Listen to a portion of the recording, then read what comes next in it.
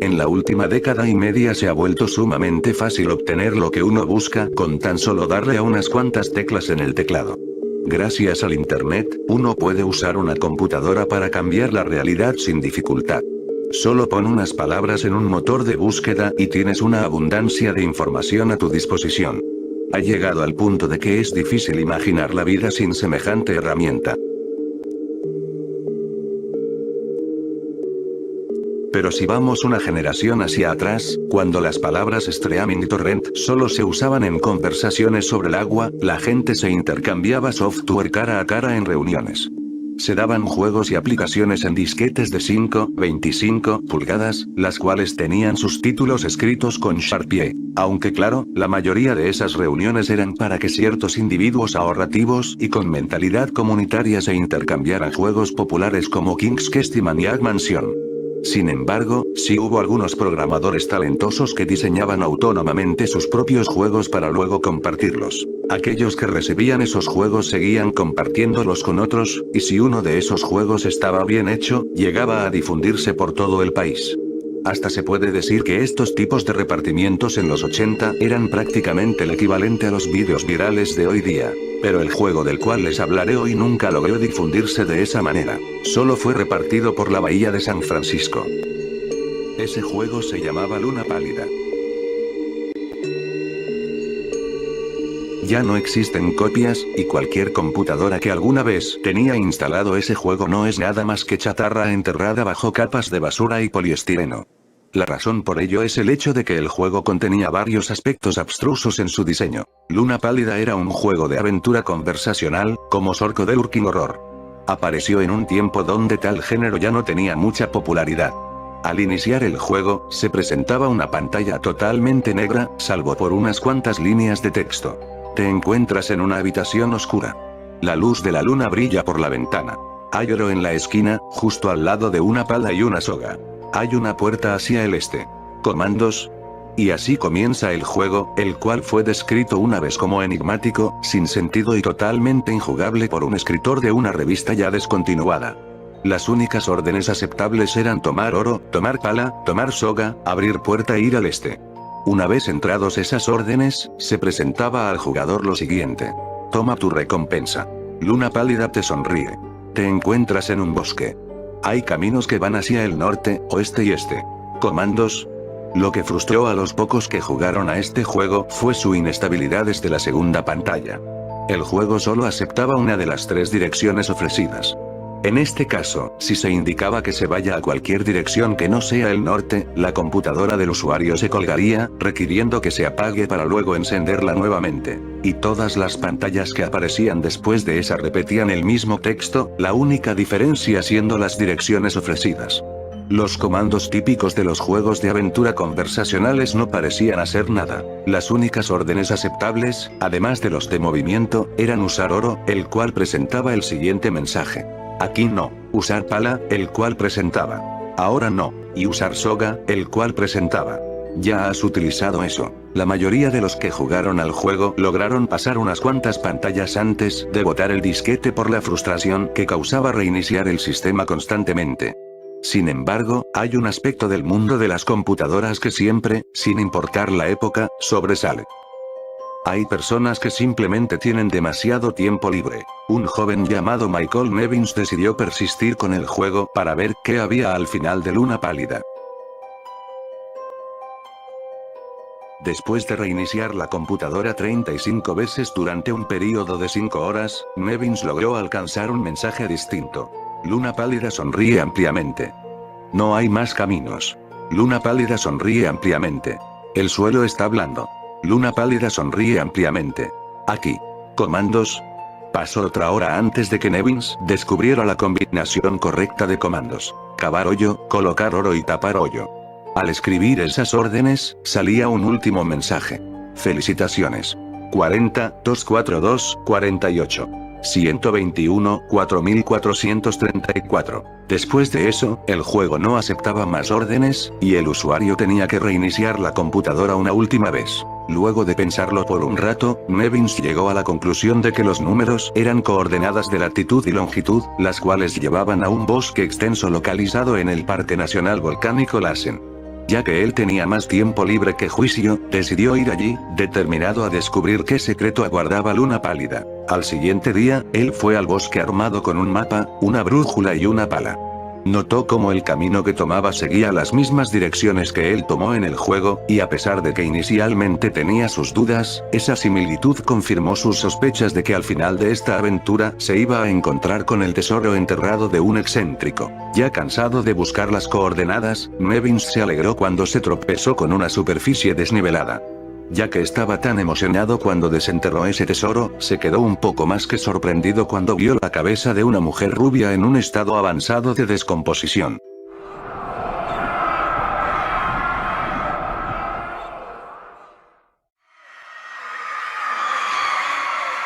Nevins notificó la situación a las autoridades. La mujer fue identificada como Karen Paulse, de 21 años. Ella fue reportada como desaparecida en San Diego hace 1 año y medio. La policía intentó localizar al programador de Luna Pálida, pero debido al hecho de que los participantes de las reuniones donde se repartían estos juegos eran anónimos, nunca se logró descubrir la identidad del sospechoso. Han habido coleccionistas que han ofrecido cifras de hasta 6 dígitos para una copia auténtica del juego. El resto del cuerpo de Karen nunca fue encontrado.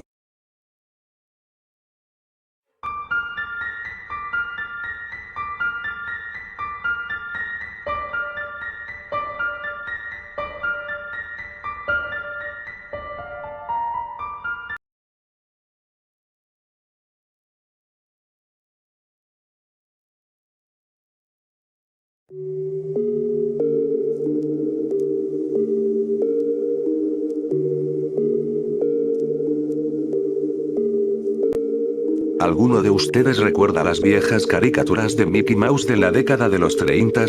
Esas que acabaron de poner en DVD hace algunos años. Bien, escuché que existe una caricatura que no fue distribuida nunca. Ni siquiera para los fans más apasionados de Disney. De acuerdo a la mayoría de las fuentes, esta caricatura no tenía nada de especial, simplemente es una animación en bucle de Mickey, caminando a través de unos 6 edificios por aproximadamente 2 o 3 minutos, antes de oscurecerse y terminar con la animación, más o menos como los Picapiedra. A diferencia de las musiquitas alegres de siempre, la canción de este corto no era para nada una canción, simplemente era como si golpearan un piano por minuto y medio antes de convertirse en un ruido blanco por el resto del film. Y este no era el viejo y alegre Mickey que todos amamos. Mickey no estaba bailando, ni siquiera sonriendo, solo caminaba, como si tú y yo estuviésemos caminando, con una expresión facial muy normal. Pero, por alguna razón, su cara estaba girada hacia la izquierda, como teniendo una mirada sombría. Hasta hace 1 o 2 años, todos creían que, después de que se oscurecía la escena, terminaba la caricatura, pero cuando el señor Leonard Martin se encontraba revisándola, para ponerla como un bonus en un DVD, él decidió que esto era simplemente basura, algo bastante malo como para ponerlo en el DVD, sin embargo, él quería tener una copia digital de la caricatura por el simple hecho de ser una obra de Walt, esto había que preservarlo. Cuando Martin digitalizó la animación en su computadora, se dio cuenta de algo. La caricatura en realidad duraba, de hecho, 9 minutos con 4 segundos.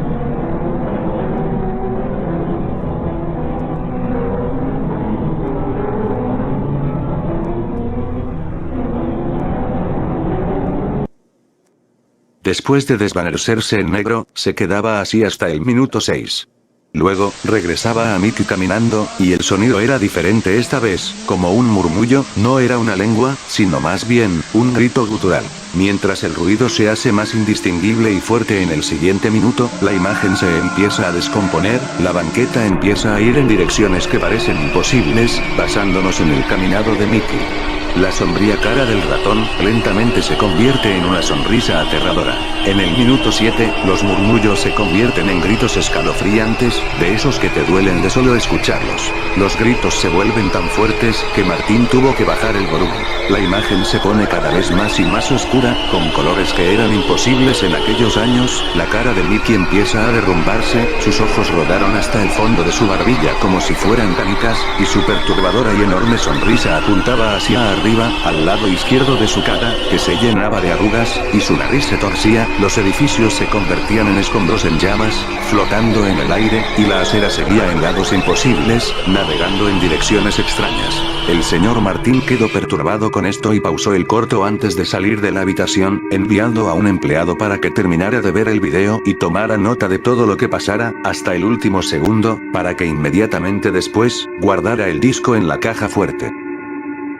Resulta que, al final del video, después de un grito gutural, el filme termina de manera abrupta con la cara de Mickey en los créditos con lo que parecía ser una caja musical rota tocando en el fondo. Esto pasa por más o menos unos 30 segundos, y sea lo que sea que pase en ese tiempo, nadie ha podido darme ni un poco de información. Un guardia de seguridad, que trabajaba conmigo, me dijo que estaba haciendo su ronda esa noche fuera de la habitación y vio al empleado salir temblando del cuarto diciendo: "El sufrimiento real no se ha conocido nunca", 7 veces antes de que le quitara el arma y se disparara, acabando con su vida. Lo único que le pude sacar a Leonard Martin fue una frase de los últimos cuadros, una frase en ruso que decía: "Las vistas del infierno traerán a su audiencia de regreso". Hasta donde sé, nadie más la ha visto, pero ha habido docenas de intentos de poner el archivo en RapidShare por los empleados del estudio, los cuales han sido despedidos por eso. Lo último que sé, es que el corto está subido a YouTube, pero sin los 2 últimos minutos del film.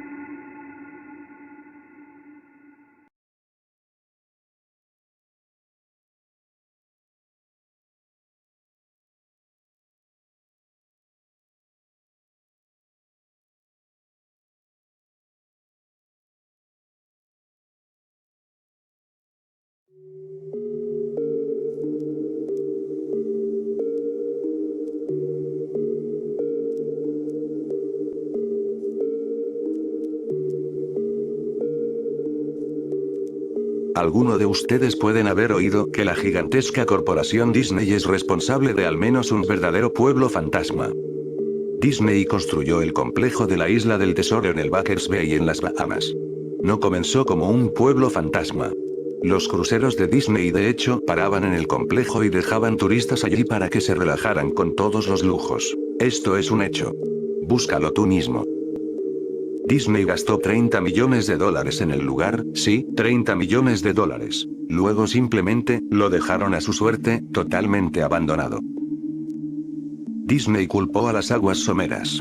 Demasiado como para que sus barcos pudieran operar de forma segura, e incluso se culpó a los trabajadores, diciendo que, por el hecho de que fueran de las Bahamas, eran demasiado perezosos como para trabajar en el estricto horario impuesto por la empresa. Hasta allí donde termina la verdad de su relato. No fue a causa de la arena, y obviamente que no se debía a que los extranjeros fuesen perezosos. Ambas eran excusas muy convenientes. No, sinceramente dudo que esas razones fueran las genuinas. ¿Por qué dudo tanto del informe oficial? Debido a otra construcción de la empresa que sufrió el mismo destino que la Isla del Tesoro, un lugar al que llamaron el Palacio de Mowgli.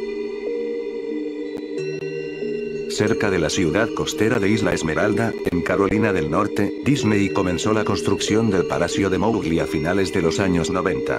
El concepto era un complejo con temática de selva, con, claro, un gigante palacio en el centro de todo el asunto. Si no estás familiarizado con el personaje de Mowgli, te ayudará a recordar la historia de El Libro de la Selva. Si no lo has visto en ningún otro lado, quizás lo conozcas como uno de los dibujos animados de Disney de décadas pasadas. La historia va de Mowgli, quien es un niño abandonado en la selva, y criado por lobos, haciéndose amigo de la pantera Bagheera y el oso Baloo, y al mismo tiempo amenazado y perseguido por otros animales, como el tigre Shere Khan. El Palacio de Mowgli fue un proyecto polémico desde el comienzo. Disney compró muchísimos terrenos caros para la construcción, y de hecho hubo un escándalo por la compra de ciertas propiedades. El gobierno local expropió varias de las propiedades, solo para luego venderlas a Disney. Incluso una casa que apenas había sido terminada de construir, fue demolida con poca o ninguna explicación. La tierra tomada por el gobierno era supuestamente para un ficticio proyecto de una autopista. Sabiendo muy bien lo que estaba pasando, la gente comenzó a llamarlo la autopista de Mickey Mouse. Luego estaba el arte conceptual.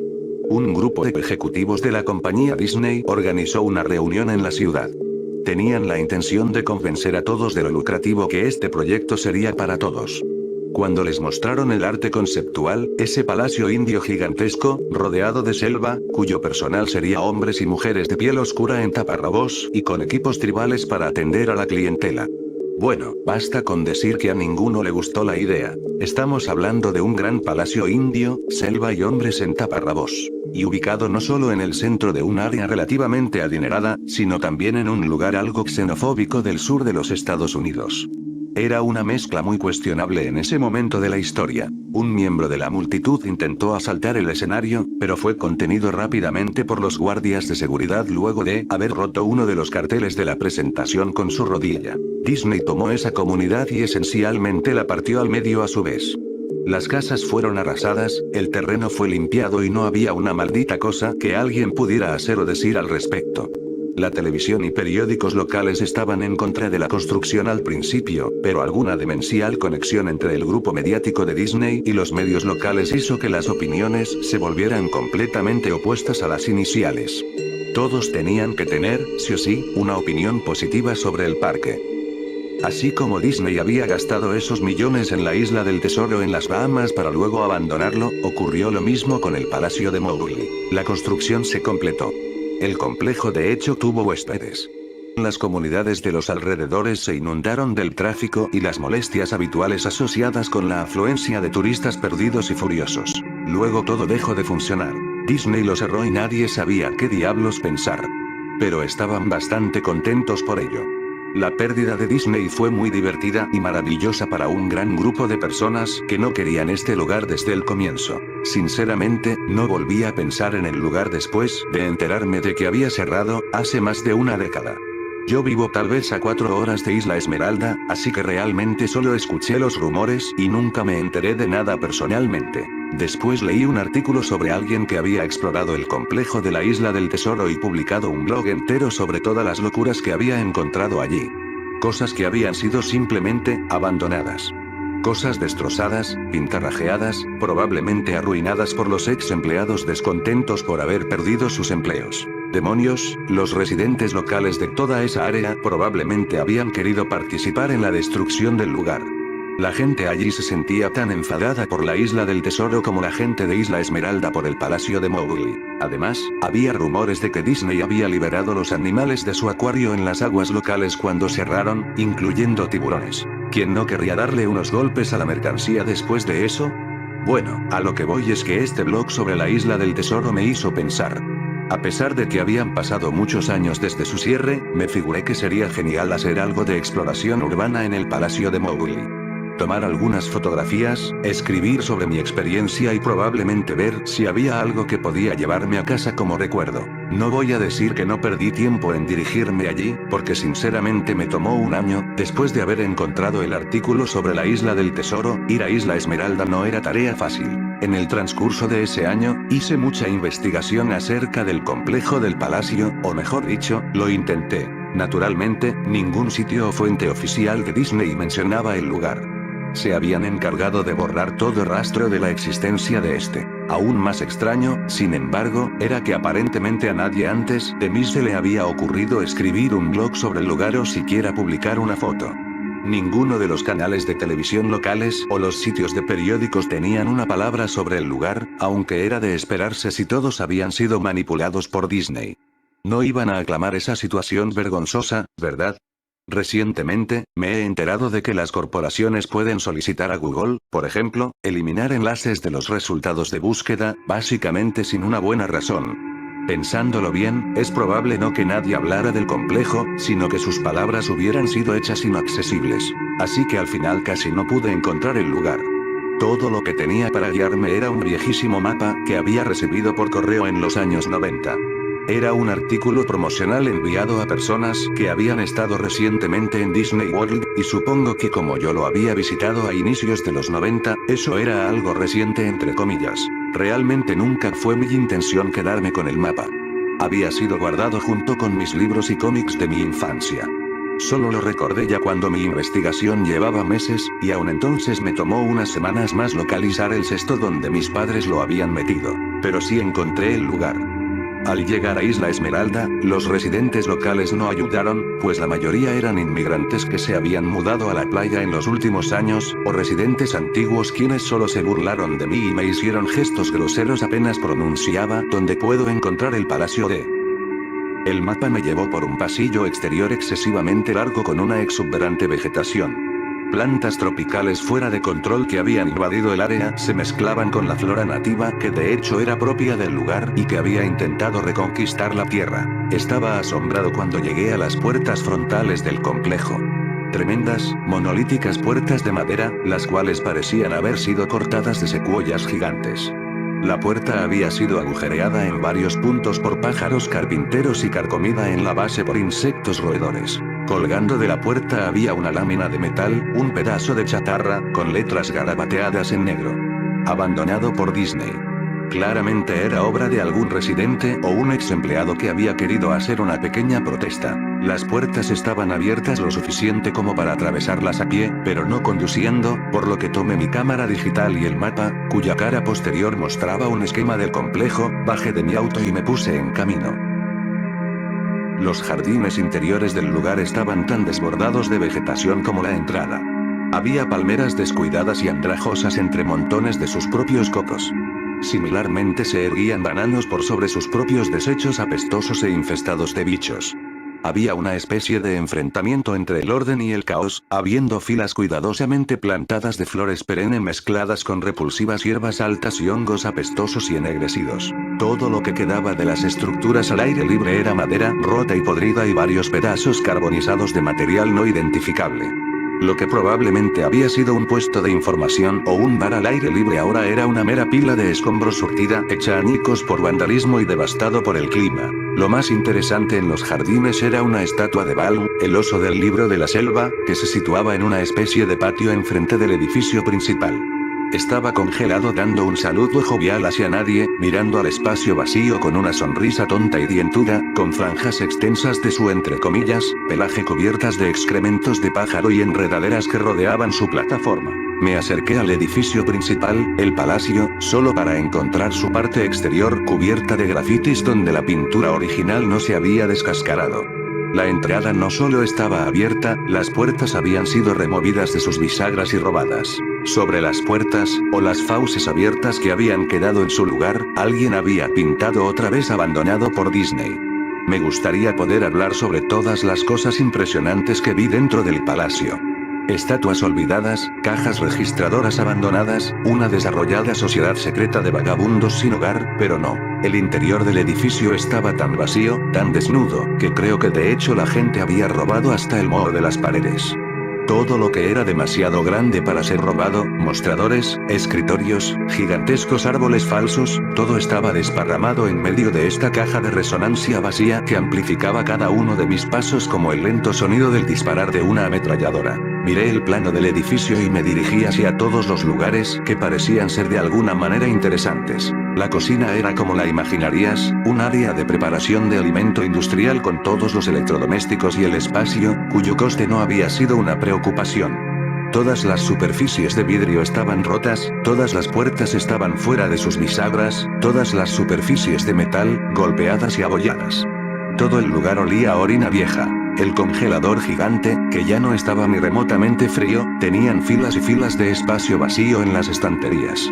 Había ganchos colgando del techo, probablemente para colgar cortes de carne, y al quedarme allí por un momento, me di cuenta de que se estaban balanceando. Cada gancho se balanceaba en una dirección aleatoria, pero sus movimientos eran tan lentos y pequeños que era casi imposible de ver.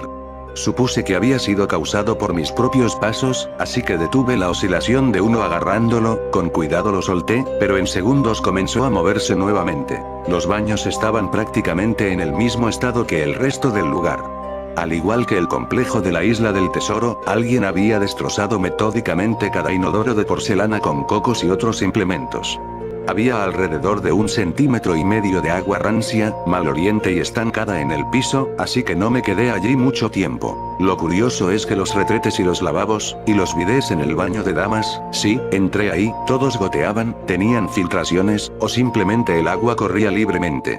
Me pareció que deberían haber cerrado la llave principal del agua hacía mucho, mucho tiempo atrás. Había muchas habitaciones en el complejo, pero naturalmente no tenía tiempo para revisar todos y cada una de ellas. Las pocas que fisgué estaban destruidas de manera similar, y no esperaba encontrar nada allí.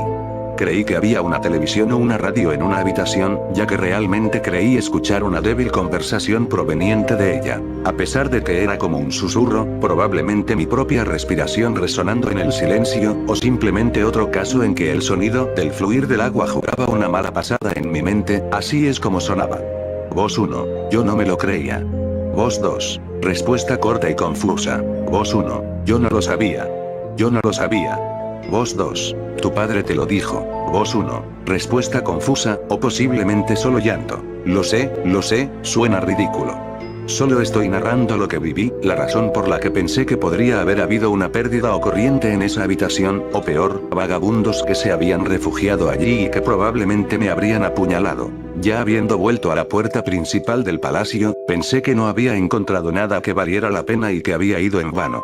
Realmente, era bastante aburrido, lo único interesante que había era demasiado grande como para que yo me lo pudiera llevar. Al mirar al exterior por la entrada, vi algo interesante en el patio que al parecer había pasado por alto. Algo que me daría por lo menos una cosa que podría obtener de todo este trabajo, aunque fuera solo una fotografía. Había una estatua muy realista de una pitón, de tal vez 25 metros de largo, enroscada en sí misma y tomando el sol sobre un pedestal justo en el centro del área.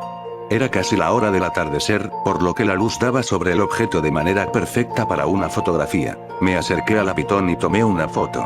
Luego me puse de puntillas y tomé otra. Me acerqué aún más para capturar el detalle de su rostro. Lentamente, con indiferencia, la pitón levantó la cabeza, me miró directamente a los ojos, giró y se deslizó fuera del pedestal, a través de la hierba, y hacia los árboles. Ella y sus 25 metros.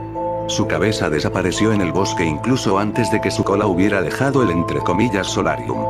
Disney había liberado a todos sus animales exóticos en los jardines. Allí mismo, en mi plano estaba la casa de los reptiles. Yo debería haberlo sabido. Había leído acerca de los tiburones de la isla del tesoro, y debería haber sabido que habían hecho esto. Yo estaba estupefacto, completamente atónito. Mi boca debió de haber estado abierta durante un largo rato antes de que yo regresara a la tierra y la cerrara. Parpadeé un par de veces y retrocedí de donde la serpiente había estado, de nuevo hacia el palacio. A pesar de que ya se había ido definitivamente, no quería correr ningún riesgo y regresé al edificio.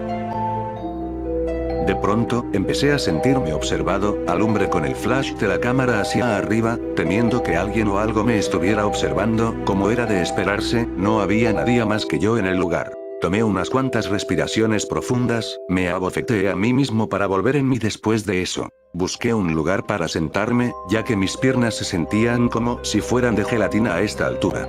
Por supuesto, no había lugar para sentarse a menos que hubiera querido apoyarme en los vidrios rotos y alfombras de hojas muertas, o subirme a un escritorio de cuestionable fiabilidad.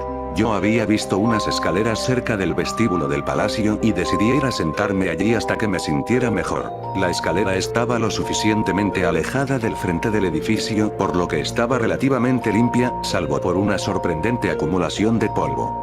Arranqué un trozo de metal de la pared, pintado nuevamente con la leyenda de abandonado por Disney, frase a la cual ya me había acostumbrado.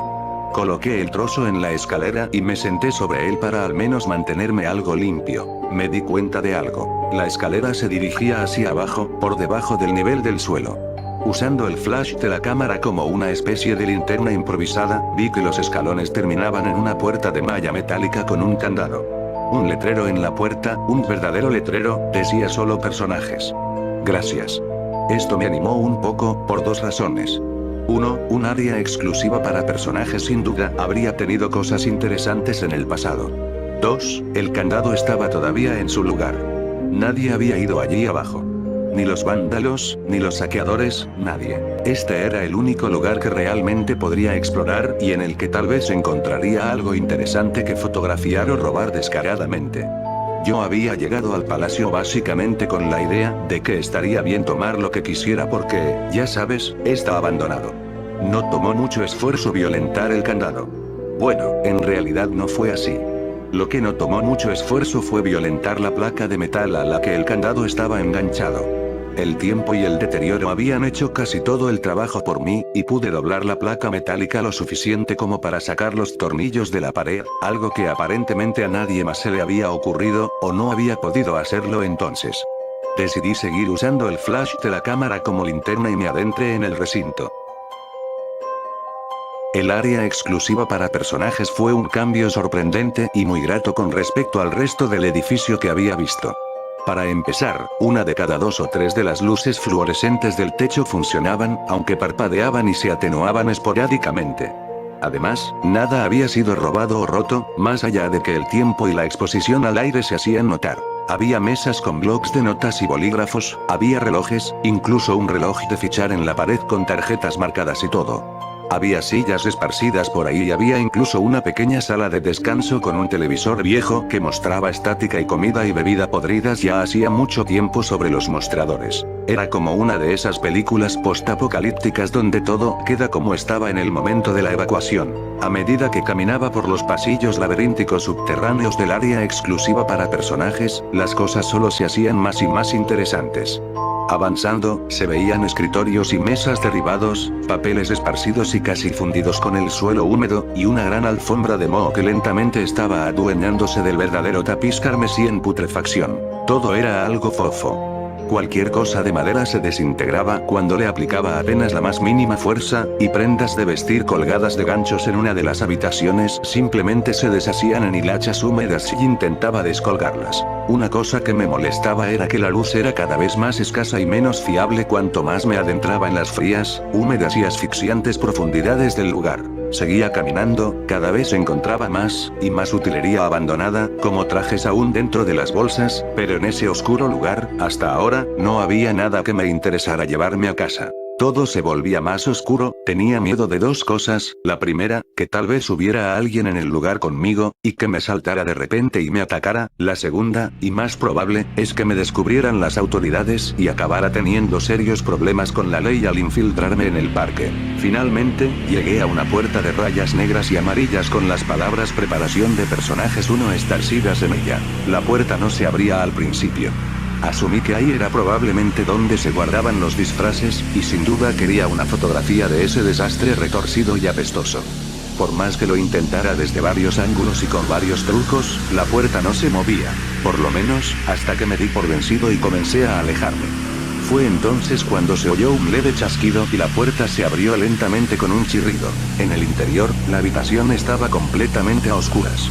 Como boca de lobo. Utilicé el flash de la cámara en busca de algún interruptor de luz en la pared junto a la puerta, pero no había nada. Mientras yo buscaba, un fuerte zumbido eléctrico cortó con mi entusiasmo de una sacudida. Hileras de luces en el techo de repente se encendieron, parpadeando y atenuándose intermitentemente como las que ya había pasado. A mis ojos les tomó un segundo adaptarse, y parecía que la luz se haría cada vez más brillante hasta que todas las bombillas estallaran, pero justo cuando pensé que iba a llegar a ese momento crítico, las luces bajaron un poco y se estabilizaron. La habitación era exactamente como la había imaginado. Varios disfraces de personajes de Disney colgaban de las paredes, completamente ensamblados como extraños cadáveres de caricaturas colgados de orcas invisibles. Había todo un estante de taparrabos y ropa de nativo en perchas en el fondo.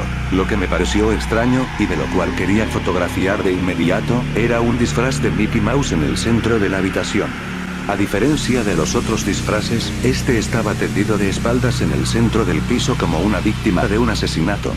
La piel del disfraz estaba podrida y parte de ella se había caído, dejando así zonas peladas. Lo que era aún más extraño, sin embargo, era el color del disfraz. Era como un negativo fotográfico del verdadero Mickey Mouse. Negro donde debía ser blanco y blanco donde debía ser negro. Su overol normalmente rojo era azul celeste. Se veía tan desagradable que decidí no fotografiar esa cosa hasta el final. Tomé una fotografía de los trajes colgados en las paredes. ángulos ascendentes, ángulos descendentes, de costado, para mostrar toda una fila de rostros de caricatura congelados y pútridos, algunos con los ojos de plástico faltantes. Entonces decidí montar una escena. Simplemente una de las desaliñadas cabezas de los personajes, sobre el piso resbaladizo y sucio. Tomé la cabeza del disfraz del pato Donald y la separé cuidadosamente para que ésta no se deshiciera en mis manos. Mientras miraba la cara de ojos enormes de la cabeza putrefacta, un sonido estrepitoso me hizo saltar del susto. Miré hacia mis pies, y allí entre mis zapatos había un cráneo humano. Había caído de la cabeza del personaje y se había hecho pedazos a mis pies. Solo quedaban el rostro vacío y la mandíbula inferior, mirándome. Dejé caer la cabeza del pato de inmediato, como te imaginarás, y me moví hacia la puerta. Parándome en el umbral, miré hacia atrás hacia el cráneo en el suelo. Tenía que tomar una foto de ello, ¿sabes?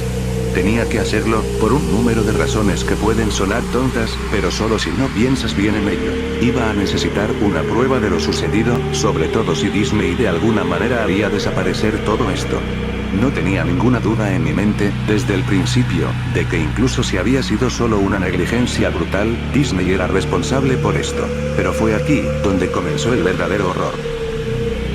Ahí fue cuando Mickey, el negativo fotográfico, el Mickey opuesto en medio del piso, comenzó a levantarse.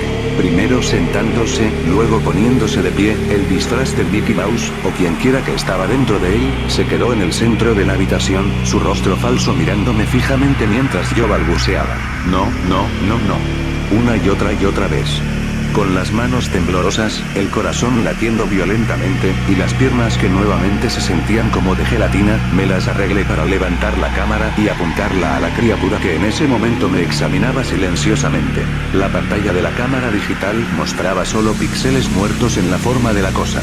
Era una perfecta silueta del disfraz de Mickey. Al moverse la cámara en mis inestables manos, los píxeles se extendían por la pantalla, estropeándola por donde se movía el contorno de Mickey. Luego la cámara murió. Se quedó en negro y en silencio, arruinada.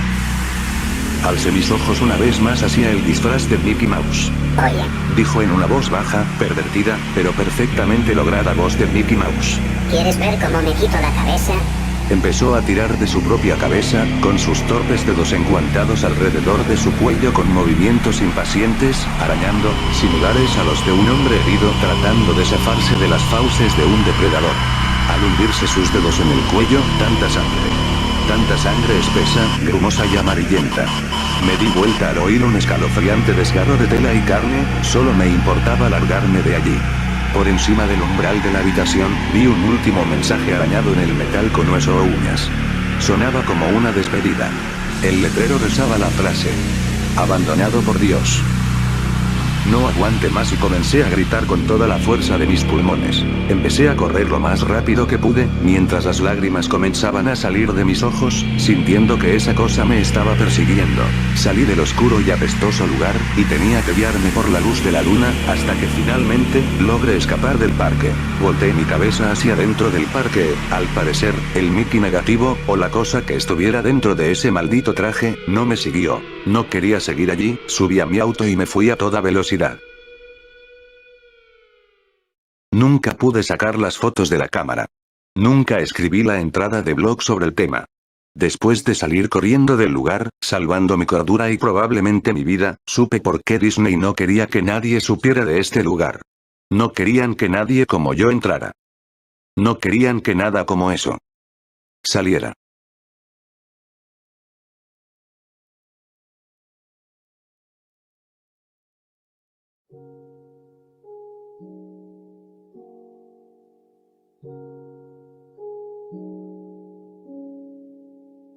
Hace poco, había creado un nuevo mundo para un jugador en Minecraft.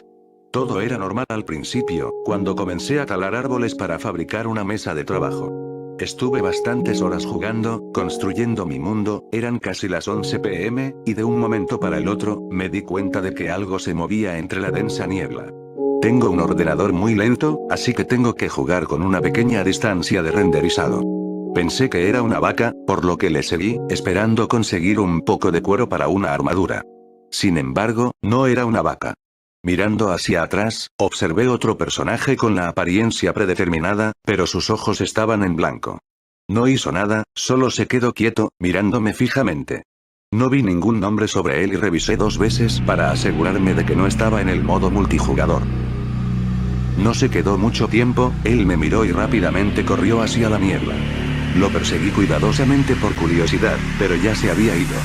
Seguí con el juego, no estoy seguro de qué pensar.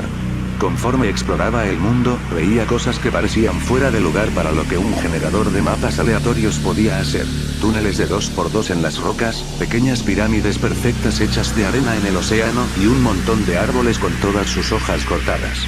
Me gustaría pensar constantemente que vi al otro jugador en la niebla profunda, pero nunca tuve una mejor visión de él. He intentado aumentar mi renderizado de distancia pensando que lo podría ver, pero fue en vano. Guardé el mapa y fui a los foros, para ver si alguien más había encontrado a este pseudo jugador. No había nadie. Creé mi propio tema contando acerca del nombre y preguntando si alguien había tenido alguna experiencia similar. El mensaje se eliminó después de 5 minutos. Lo intenté de nuevo y el tema fue suprimido aún más rápido. Recibí un mensaje privado de un usuario llamado Herobrine que contenía una palabra: stop. Detente en inglés. Cuando fui a ver el perfil de Herobrine, la página era 404, error. Page not found. Recibí un correo electrónico de otro usuario del foro que pudo ver el hilo que creé. Me dijo que los moderadores podían leer los mensajes de los usuarios del foro, así que estábamos más seguros utilizando el correo electrónico. En el correo decía que había visto al jugador misterioso también y tenía un pequeño directorio de otros usuarios que decían haberlo visto también. Sus mundos estaban llenos de construcciones obviamente hechas por ese mismo tipo, y se describía a un jugador misterioso que no tenía pupilas. Cerca de un mes pasó hasta que oí de mi informante de nuevo. Algunas de las personas que habían encontrado al hombre misterioso habían mirado el nombre Herobrine, y encontraron que el nombre era utilizado con frecuencia por un jugador sueco. Después de una recopilación de información adicional, se reveló que era el hermano de Notch, el desarrollador del juego. Personalmente le envié un mensaje a Notch, preguntándole si tenía un hermano y describiéndole brevemente sobre el jugador misterioso. Pasó mucho tiempo, pero él me respondió de vuelta con un mensaje muy corto, bastante simple, pero que me estremeció al leerlo, y decía lo siguiente. Yo tenía un hermano, sí, su nombre de usuario era Herobrine, pero él ya no está con nosotros.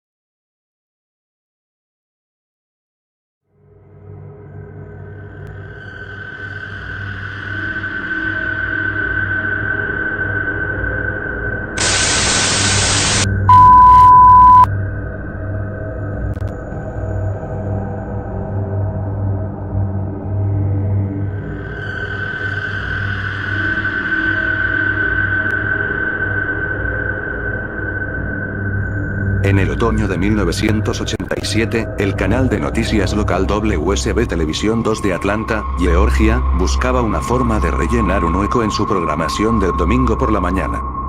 Luego de algunas solicitudes llevadas a cabo por varios dueños de negocios locales, decidieron autorizar al joven reverendo Marley Sachs a utilizar ese tiempo libre para hacer un programa de temática religiosa, el cual se estrenó el 18 de octubre sin que se le diera mucha publicidad. Se trataba de un programa religioso estándar, y consistía en el reverendo sentado en una silla enfrente de la cámara, leyendo algunos pasajes de la Biblia y discutiendo su interpretación y significado acorde a los tiempos actuales. El programa recibió una audiencia bastante razonable, por lo que continuó hasta bien entrado diciembre. Fue en ese entonces cuando el estudio comenzó a recibir quejas extremadamente extrañas por parte de algunos de los espectadores del programa. Palabras de luz con el reverendo Marley Sachs. Las llamadas eran de mujeres, y solo mujeres, las cuales hacían vagas referencias a sensaciones incómodas que sentían cada ciertos intervalos de tiempo durante el programa. Describían la experimentación de náuseas, dolor de espalda, mareos y visión borrosa. Estas mujeres, por ninguna razón discernible, estaban convencidas de que era la visualización de aquel programa lo que causaba sus síntomas. Después de 3 semanas de quejas, se determinó que esos síntomas aparecían con intervalos de 12 minutos. El pequeño equipo del estudio revisó todas y cada una de las grabaciones, tanto de video como de audio, pero no consiguieron encontrar nada fuera de lo común. Cuando se le preguntó al reverendo sobre estos incidentes, él simplemente se limitó a encogerse de hombros y a decir, crípticamente, que algunos no pueden lidiar con la palabra de Dios. El jefe del estudio, al no poder dar explicación a estos incidentes, decidió seguir transmitiendo el programa. En febrero, la audiencia del programa se redujo considerablemente y el estudio decidió terminar con el show. El jefe del estudio decidió que sería más prudente invertir tiempo en las noticias e historias que habían tenido bastante ocupadas a las otras cadenas de noticias locales. La epidemia de abortos espontáneos había iniciado en noviembre, y muy pronto el número de mujeres embarazadas saludables que abortaban espontáneamente en el área metropolitana de Atlanta había superado las 300. El Centers for Disease Control no había encontrado ninguna explicación para estos horribles sucesos. El reverendo se tomó la cancelación de su show con lo que solo podría ser descrito como una indiferencia absoluta. Cuando se le informó, no protestó, sino que meramente asintió con la cabeza. Abandonó el estudio luego de que fuese filmado el último episodio del programa, sin decir casi ninguna palabra, para luego desaparecer de la faz de la tierra. Nadie volvió a oír de él, ni su ex congregación ni ningún otro miembro de su iglesia. El estudio siguió adelante, llenando el hueco con un infomercial y concentrándose en las historias de abortos espontáneos. Un año y medio después, un trabajador interno de los estudios WSB encontró las cintas de palabras de luz y comenzó a revisarlas en un intento de encontrar material útil para un especial que los estudios planeaban hacer sobre el impacto que tenía la religión en la ciudad.